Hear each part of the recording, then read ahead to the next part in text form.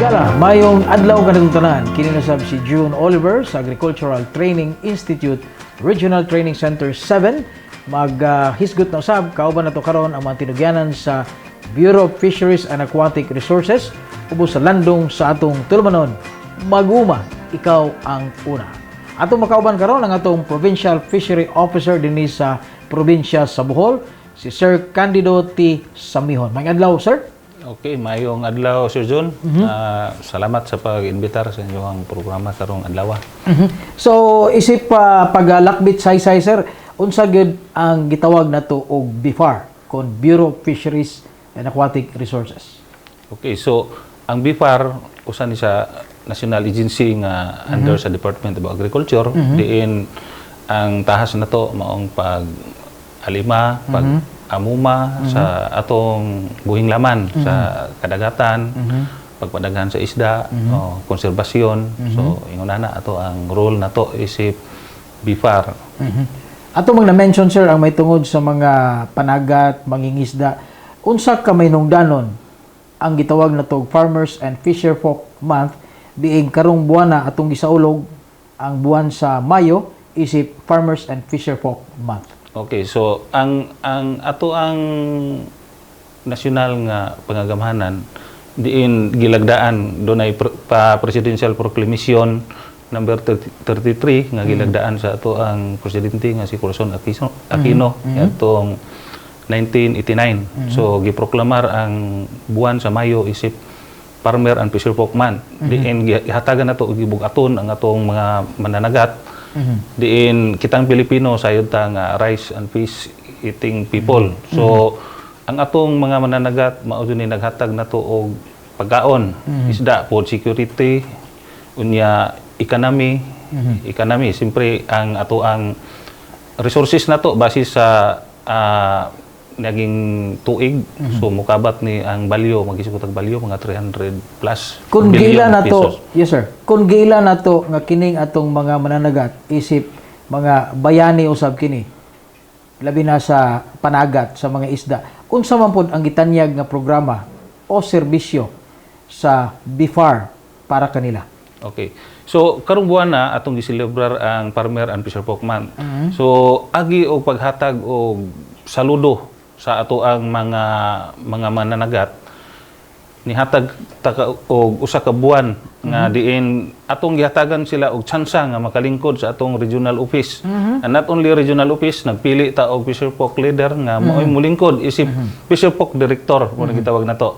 Fisherfolk director regional og national level. So ingon ana ka importante sila sa ato ang ahensya isip BFAR. So ato silang giila.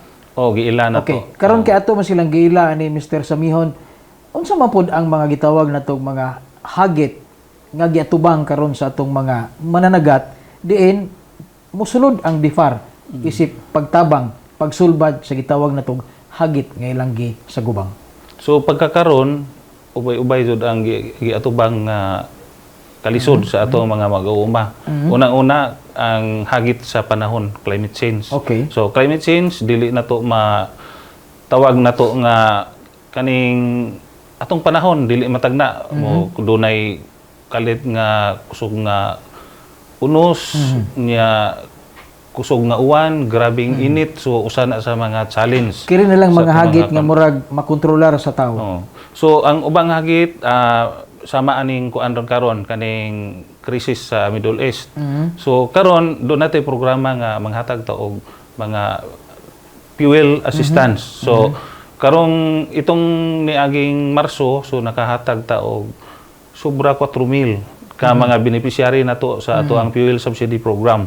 So nagkabat na og tag 3,000 kada rehistrado nga mga tag-iyahan og pambot. So mudawat sila og 3,000 matag mananagat o matag pamilya sa mananagat. Matag kuan katong tag-iyahan og pambot. 3,000. Base sa talaan o lista sa Yes. Okay, naaman tay gitawag nato nga national registration sa Fisherfolk. Sagad na itong masayran kining pagpaniguro, pagsiguro sa atong pagkaon o kining gitawag na itong food security. Asa man pod matawag na to nga mahimong magmalungtaron ang panagat lakip na usab katong mga dagat nga kining gitawag na tong mga gitikad ibabaw kining upland na to nga mga panagat aron pod mo lungtad ang atong pagsiguro sa atong isda. Okay, so ang atong ang usa sa rason nga ngano nga ang atong doon natay mga intervention, so daghan tang mga livelihood program. Okay. So ang usa sa gipakadak-an nato karon nga programa sa BIFAR is ang aquaculture. Kay sayod ta nga ang atong kadagatan wa na mo dako o maura gyapon so degraded jud kanang overfish ang ato ang kadagatan tungod sa nakadaghan atong populasyon. So atong counter ana is through aquaculture. So tan-aw na to ang datos sa 2025 ang aquaculture production nato ning kabat na og 55% sa total fisheries production nato. So ingon ana ang ato ang drive kay kun magsalig ta sa pagpanagat so overfish na jud kanang susot na jud ang atong mga buhing laman sa dagat. Mahimo bang yes sir, go ahead. Mo na nga ning ang atong kuan not only magisguta og kanang panagat di ara sa baybayon kundi ang ato is do na tay mga programa diri sa upland area. Okay. Like tilapia. Okay. So mahimo bang masayran sa atong mga viewers kung unsa nga partikular nga teknolohiya nga atong gipasagop o giimplementar para mapaugma nato ning gitawag nato fisheries and aquaculture. Okay, so usa sa programa nato karon is aquaculture. So makita nato nga ang ato ang resources like fish pond, dunay mga fish pond nga abandon na tungod kay gitubuan ng kahoy. So limited na jud ang production sa fish pond. So atong gihimo do naman tay halapad nga kadagatan. So mo nay ato ang atong gitap o atong gi hatagan og balor nga mahimong dunay aquaculture activity. Unya mo na magtukod ta og mga fish nya ang ato sang mga diri sa mga upland area do naman tay support sa tilapia hatchery. So ang mga ubang LGU pod o katong mismo katong mga mag-uuma nga dunay basakan ang uban na nagi-convert nila og fish pond, gihimo og impounding so nakabuhi sila og tilapia. So at least ang pressure sa atong kadagatan di jud ingog tanto apektuhan kay siyempre na may suporta diri sa ato ang upland area through aquaculture. Okay. So base sa datos nato sa atong sektor sa agrikultura, ang average nga edad karon sa usa ka farmer anaa sa 57 anyos.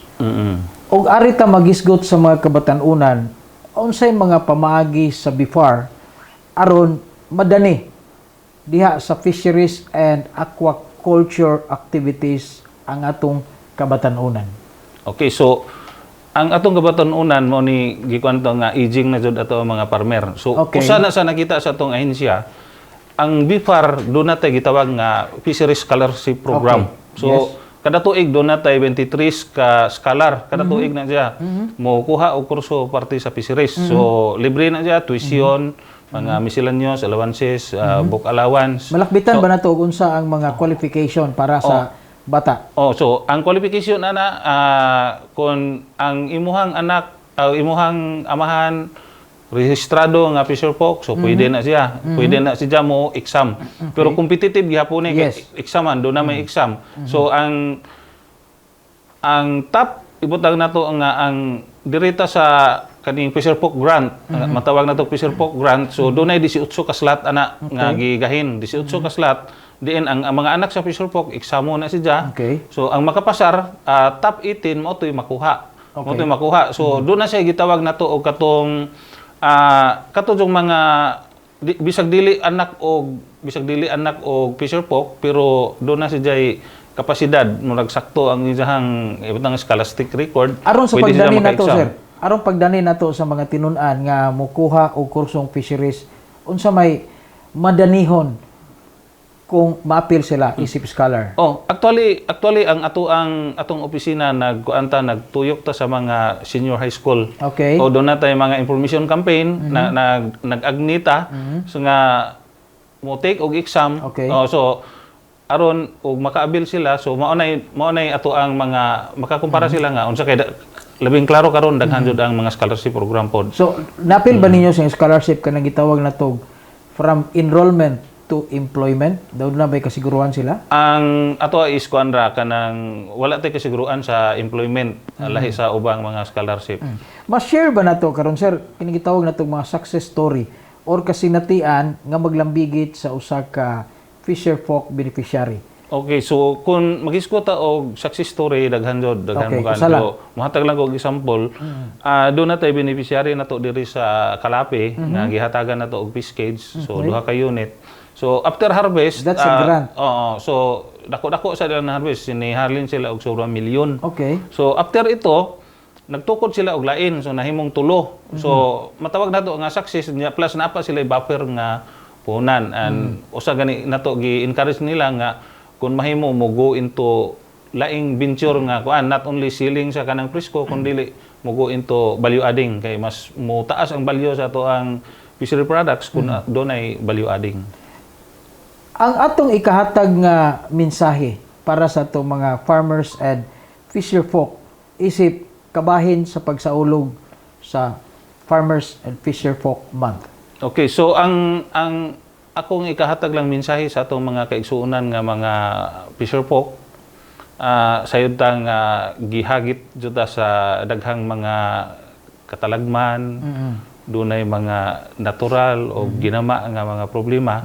Ang ato lang nga padayon lang jud ta kay unsaon na ano man na gitawag nato ni nga muduwa lang jud ta sa unsay naa karon kay kun mo surrender ta wa jud tay mahimo. So anyway, not only BIFAR ang nagsuporta sa ato mga gagmayng mananagat kundi dunay mga LGU, dunay mga NGOs, dunay mga academe nga nag-alalay sa atong mga gagmayng mananagat. So padayon ta sa atong ato ang mga kalihukan nato sa pagpanagat ang gobyerno na ara magpaluyon ninyo. Okay. Alang sa itong mga viewers, Mr. Samihon, asa man dapit kung gusto silang magka-interes may tungod sa mga programa o serbisyo sa BIFAR, asa sila mo dangop?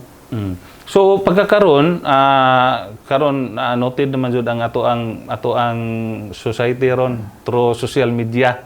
So pwede ta maka-access sa through sa atong mga website sa BIFAR Central Visayas sa ato ang region. Doon natay BIFAR nga Provincial Fishery Office nga website. Doon na sa BIFAR Saad. So pwede na to ma-open and ang ato apong mga kauban wa pod magpakawa sa mga information dissemination like dissemination dito sa mga purok or barangay level ma-accessor pod niya. Doon na sa tay mga opisina sa Bohol, ang Provincial Fishery Office na to naa sa Dao District, Tagbilaran City. Doon na sa tay 5 ka mga facilities nga naa diri sa Bohol. Pwede kadangpan nila. Pwede madangpan. So kung doon na sila yung mga kinahanglanon, pwede sila mo duol dito o unsay ilahang mga query o asa na dapit, sir? So ang Central Bangos at Sirey na to naa sa Lawis Panggangan, Kalapi, Bohol. Doon natay Bangos Nursery na to sa Bintig, Kalapi, Bohol. Okay.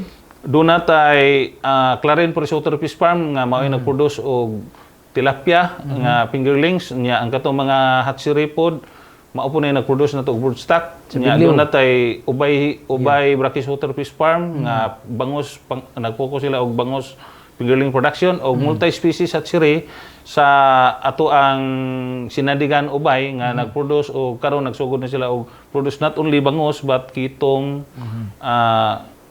pumpano o kaning mga blue swimming crab. So variety mo naging na to og multi-species hatchery. Labing kaminungdanon ani sir, libre o dunay bayad ang pagpanghatag nato sa gipanghinganlan nimong mga isda?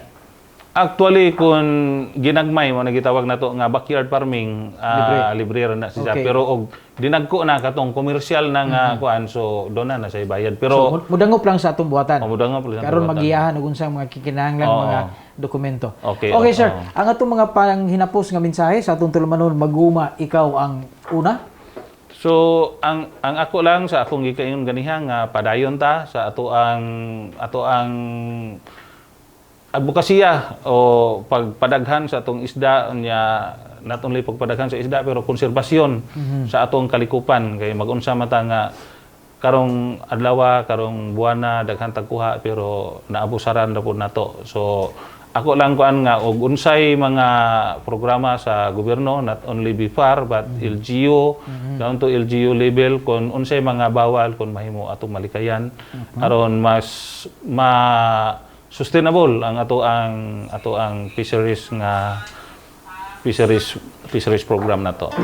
Okay, so atong nadungog, atong nakita o nabati na to ang atoang Bohol Provincial Fishery Officer, si Sir Candido T. Samihon. Hangtod sa sunod na tong panaguban, kinigapon si June Oliver sa atong tulumanon, Maguma, ikaw ang una, hatod kaninyo sa mga kabubuton sa Agricultural Training Institute Regional Training Center 7. Mayong adlaw, kanabutan.